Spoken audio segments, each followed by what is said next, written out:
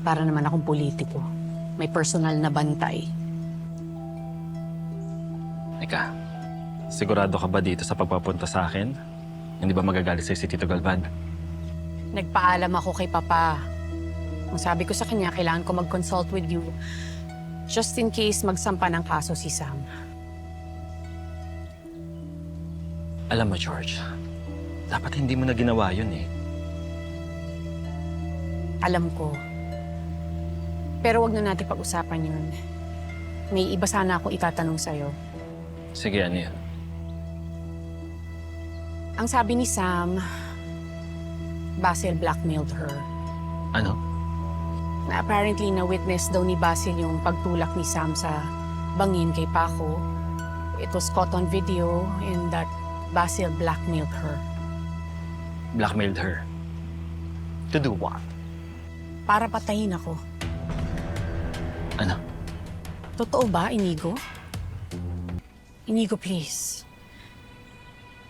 I need to know. Kaibigan mo si Basil. You knew him very well. Kaya niya ba talaga akong ipapatay? Bakit nga ako ipapapatay? Bakit? Why? George.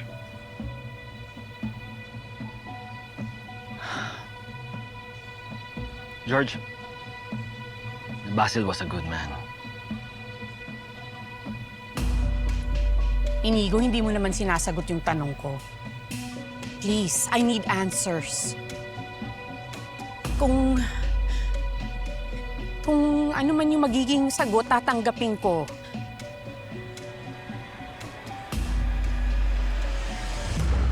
Baog lang ang asawa mo.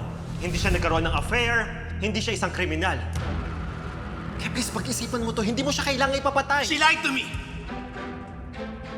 She made me believe na magkakaanak kami.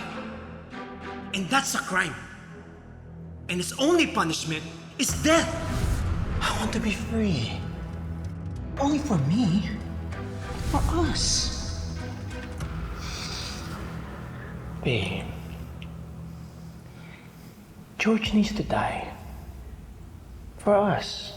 Please, Inigo, I need to know. George, Basil will never, ever think of killing you.